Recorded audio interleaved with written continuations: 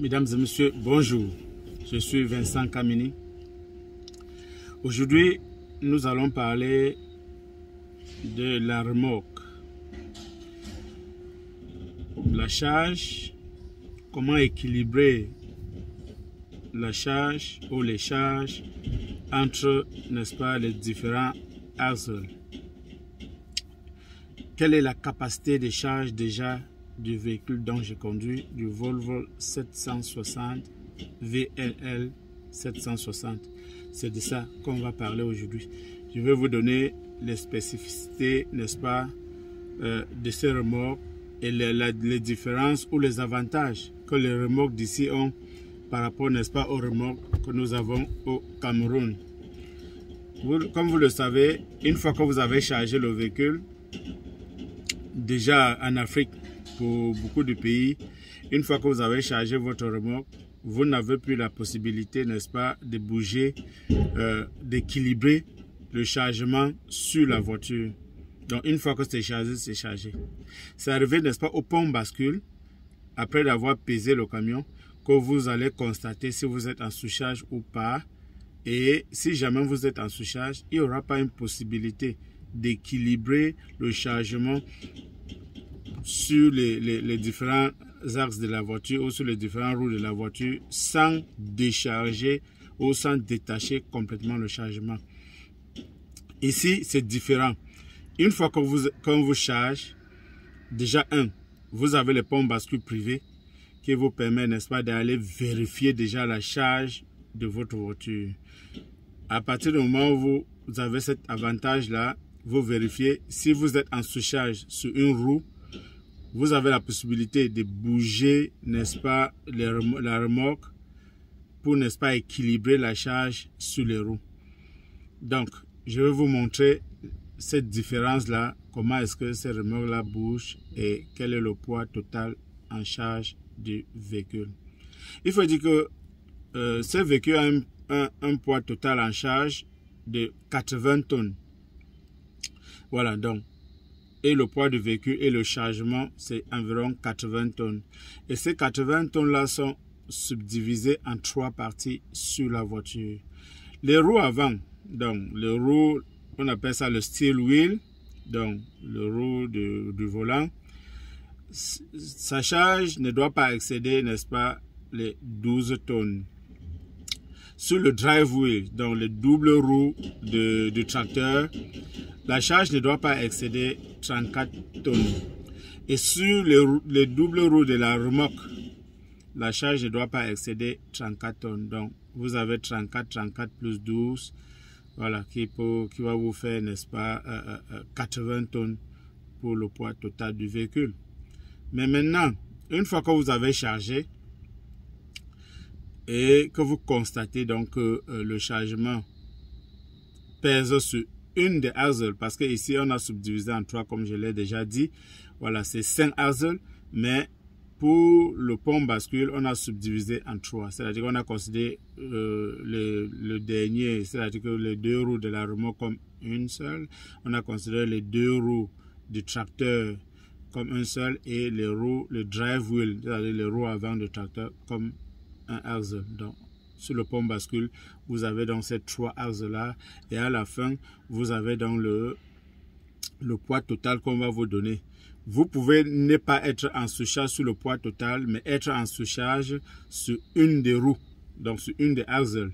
Ok, donc je m'en vais maintenant vous montrer, n'est-ce pas, comment faire pour équilibrer, n'est-ce pas, votre chargement si vous êtes en sous-charge sur une. Alors, comme j'ai expliqué tout à l'heure, c'est subdivisé en 3. C'est-à-dire que vous avez ces roues avant qui est considéré comme un axe. Vous avez cette double roue sur le tracteur qui est considéré comme un seul axe. Donc, la charge sur ces 2 roues et derrière, vous avez donc cette double roue sur la remorque.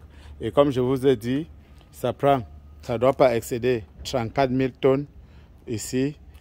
34 tonnes autant pour moi, je voulais dire 34 000 pounds, parce qu'on parle de 80 000 pounds ici. Voilà, et ici c'est 34 et là-bas devant c'est 12. Maintenant, l'avantage ici c'est que Au niveau du tracteur, on a mis, le tracteur est posé sur les rails. Comme vous pouvez voir ici, c'est le rail. Et c'est select, donc on appelle ici le feed wheel. C'est select ici pour bouger. Voilà, donc ça peut aller d'ici jusqu'à là. Maintenant, quand vous chargez et que vous partez sur le pont bascule privé pour vérifier votre charge et vous constatez que la roue avant a beaucoup de charge, voilà, à partir de la cabine, vous débloquez, c'est un système à air, vous débloquez, n'est-ce pas, c'est feed wheel. Donc, il y a les tétons que vous voyez ici, 1, 2, 3, c'est ça qui retient ça, il y a ça des deux côtés. Alors, c'est un système à air, dès que vous appuyez à l'intérieur de la cabine, ce téton va lâcher, c'est-à-dire que ça part à l'intérieur et maintenant le rail est libre. Maintenant, qu'est-ce que vous faites? Vous bloquez les roues arrière de la remorque et vous avancez ou vous reculez le camion. Le tracteur, ça va faire bouger ici, jusqu'au niveau où vous voulez. Et quand c'est bon, vous vous arrêtez. Là, maintenant, j'ai fait un réglage, donc je ne touche pas à ça. J'ai fait un réglage et pour avoir une bonne charge ici au niveau du devant, il faut mettre votre remorque qui finit, n'est-ce pas, sur le garde-boue, n'est-ce pas, du tracteur. Une fois que vous avez ça comme ça, quand on charge le camion, vous n'avez pas de problème. La charge est toujours nickel. Maintenant, au niveau de la remorque également, c'est posé le rear axle, c'est-à-dire les roues arrière sont également posées sur des rails. Donc, quand vous chargez et que vous êtes en sous-charge sur ces deux roues arrière, vous allez voir au niveau d'ici, vous voyez les trous qui sont là, les trous ici, et vous voyez il y a une téton ici, et il y a l'autre là-bas derrière. Il y a ça comme ça de l'autre côté également. Donc on a deux de ce côté, deux de l'autre côté. C'est toujours un système à air.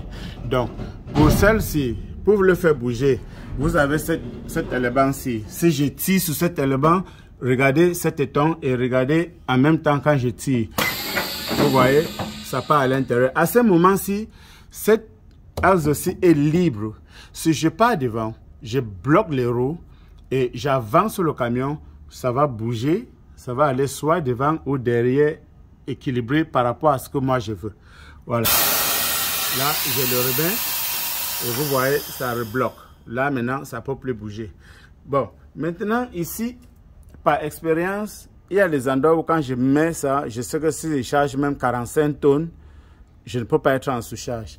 Vous comptez au niveau de là, vous allez voir les trous. Vous comptez 1, 2, 3, 4, 5, 6 ou 7, là où le téton est. Si vous mettez votre téton, le premier téton, au niveau du 6e ou 7e trou sur la remorque, vous avez 95% ou 98% de chances de ne pas avoir le sous-charge, n'est-ce pas, sur une roue ou sur la roue arrière. Voilà. Donc, voilà l'avantage qu'il y a ici par rapport en Afrique.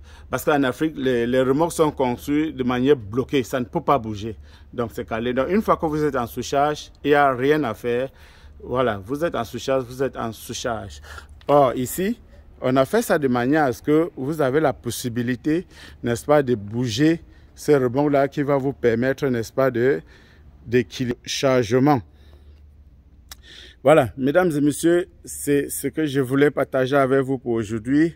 Comme je vous ai dit, cette voiture a une capacité de 80 tonnes. On appelle ici 80 000 pounds. Voilà, qui est subdivisé en 12 000 devant, 34 000 sur sur la roue de tracteur, le double roue de tracteur, et 34 000 sur la route de remorque. Voilà. Sur ce, mesdames et messieurs, bonne journée à vous. Comme toujours, n'oubliez pas de liker les vidéos, de nous encourager. Voilà, nous ferons d'autres vidéos d'explication. Et comme j'ai dit toujours, venez en commentaire me dire ce que vous en pensez.